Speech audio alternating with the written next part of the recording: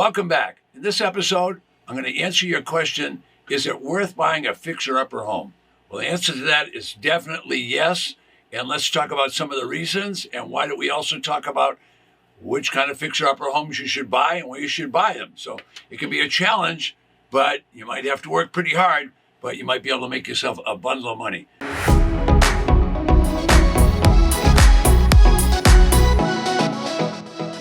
So keep in mind, making money in real estate, it's not a sprint. It's always going to be a marathon. In other words, it's going to take you a little time. Not going to get rich by this Friday afternoon, that's for sure.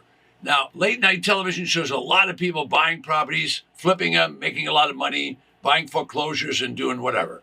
There's also those fixer-upper shows where they buy a house that doesn't look so hot, and then suddenly they make it into a mansion. Well, those things aren't necessarily realistic, because making a property into a mansion is going to take a lot of time and a lot of money. So if you're one of those people that has handyman skills, this might be a little easier than it is for a person that doesn't have skills, because the person that doesn't is going to have to hire and pay a lot of money to do all this. So late night television, okay, but keep in mind, you've got to figure about reality and not just entertainment. So those shows a lot of times are a lot of good entertainment.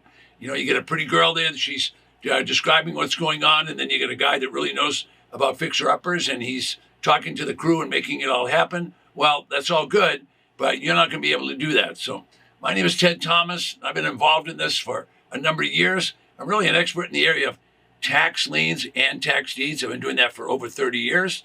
And I started by doing regular real estate, buying properties in my neighborhood. Then I did some fixer-uppers. Then I started buying big properties with investors, 100 units, 150 units. I'm going to be right back and talk to you about, is it worth buying a fixer-upper home? I'll be right back. Welcome back. So we're talking about, is it worth buying a fixer-upper home? Well, I've proven to myself and to a lot of investors that yes, it is. However, there's going to be a lot of inventory, and you're going to need to be able to learn how to buy at the right price. So what did I learn about that? Well, there's a lot of bargains out there. There's a lot of foreclosures happening in good markets and bad markets. I learned that the best place for me to buy these properties was at tax defaulted auctions. Why? Because I could get 60, 70, and 80% discounts. Whereas at regular bank foreclosures, I was lucky to be able to get a 50% discount. So if you're already buried in debt, real debt, and you're worried about that, there's going to be a lot of hope for you. Just keep watching and you'll see why.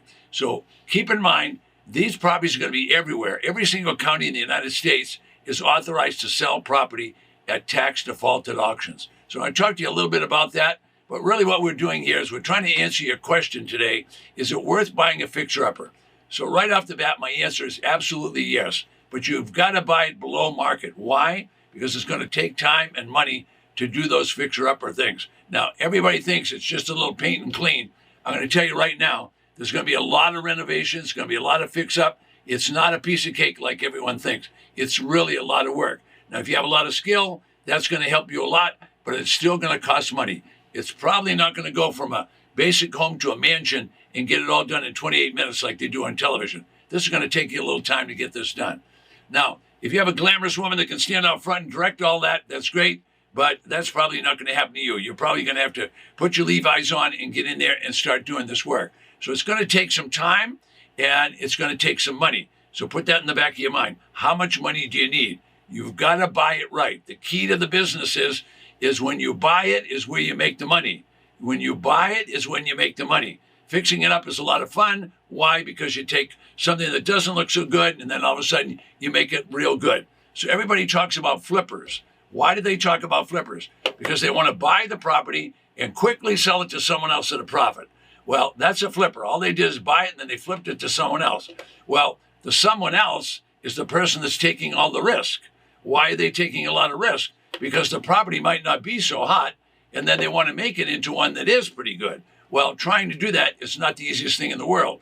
So buying and then quickly selling as a flipper is a good idea. But people run out of flippers real quick.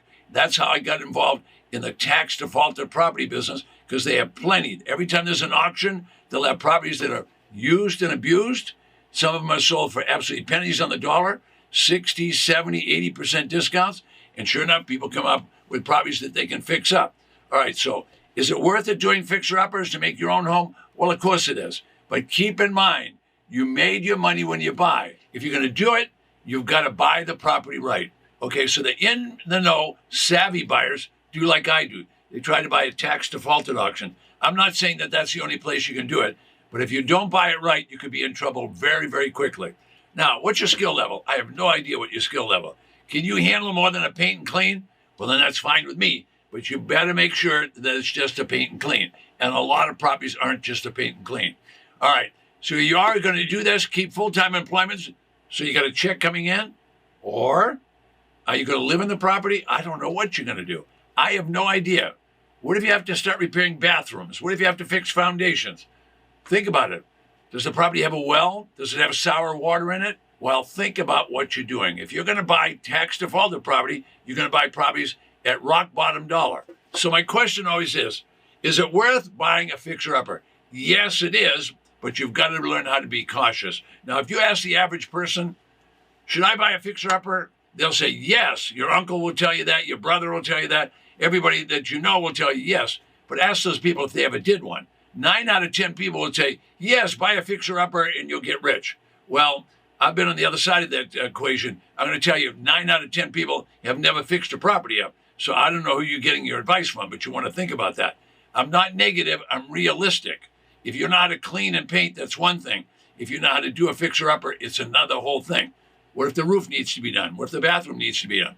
So finding bargain properties, for me, I buy them at tax defaulted auctions. Why do I do that? Because I get 60, 70, 80% discount. If you don't buy it as a bargain, I would not do the fixer-upper. Yes, it's worth buying a fixer-upper. But if you don't get a bargain, you better be awful careful. Now, there are thousands of these properties. Yes, half of the properties in America need some kind of fix-up. And people want to sell it and get top dollar, and then you're going to try and fix it up and put your money into it. You might not be able to sell it, so you need to spend some time, all right? Now, selling is a challenge. Let's talk about selling. Do you know how to sell? It's not a matter of just picking up the phone and calling a broker, all right? Certainly don't call your brother-in-law whose wife has just got a license because she might not know how to sell things yet. All right, selling real estate property is a big-time job. Okay, who's going to do that? Well, I do it the easy way. What I do is I buy it low, and then I sell it low. Let me say that again. I'm going to buy it low, and I'm going to sell it low. So look at the graph. I'm buying it very low at a tax defaulted auction, and then I'm going to sell it to somebody else to fix it. Or if I had to fix it myself, I've got plenty of margin between the selling price and what I paid for it. If you don't have that margin, you're going to have a tough time. Not so easy to do. So you need to be alert. You need to be knowing what you're going to do if you're going to get involved in sales. Now, there's a ton of ways to sell properties.